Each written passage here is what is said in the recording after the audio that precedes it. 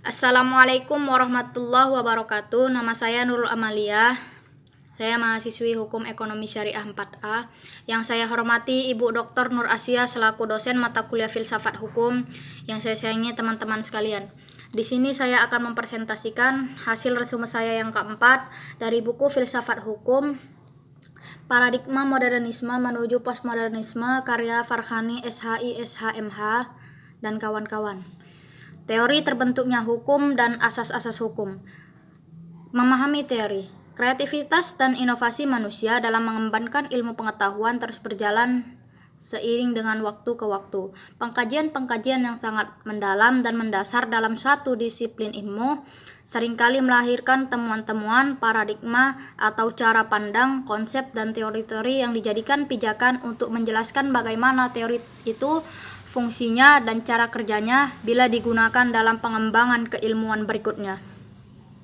Dari teori-teori yang pertama muncul, dapat dilakukan penelitian berikutnya dan seterusnya sehingga kemudian lahir teori-teori turunannya, atau bisa juga terjadi muncul teori baru yang menguatkan atau mendukung teori lama yang menjadikan teori lama itu tidak dapat digunakan dalam pengkajian ilmu yang sebidang dengan teori itu.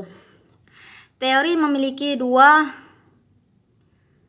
ciri umum. Yang pertama, semua teori adalah abstraksi tentang sesuatu hal, yang berarti suatu teori bersifat terbatas. Yang kedua, semua teori adalah konstruksi ciptaan individual manusia. Fungsi teori. Secara umum, fungsi teori adalah alat bantu untuk memahami permasalahan dalam sebuah kajian ilmu atau penelitian sehingga memperoleh alur pemahaman yang benar dan menuntun untuk memahami atau menemukan sesuatu yang baru atau teori baru.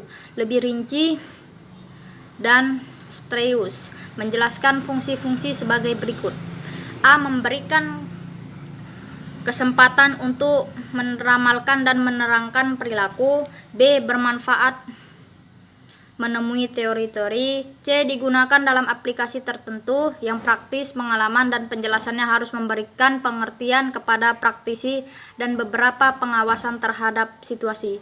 D. Memberikan perspektif bagi perilaku, yaitu pandangan yang harus dijaring dari data. E. Membimbing serta menyajikannya bagi penelitian dalam beberapa bidang perilaku. Teori terbentuknya hukum. Berbicara tentang teori hukum, orang filsuf mencoba untuk mengemukakan suatu konstruksi pemikirannya dengan bergerak dari postulat-postulat serta atau premis-premis tertentu untuk melalui suatu metode tertentu mendekati atau menerangkan suatu objek atau masalah fenomena berkenaan dengan hukum.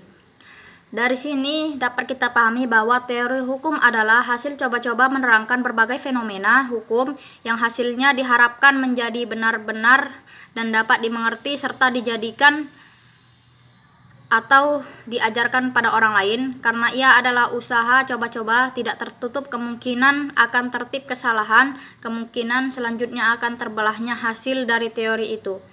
Asas-asas hukum. Secara gramatikal, asas dalam bahasa Indonesia memiliki ragam makna.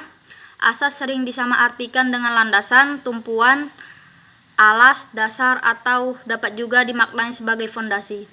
Dalam Kamus Besar Bahasa Indonesia dapat kita jumpai 3 pengertian asas sebagai berikut. Yang pertama, dasar, alas, pedoman, misalnya batu yang baik untuk alas rumah.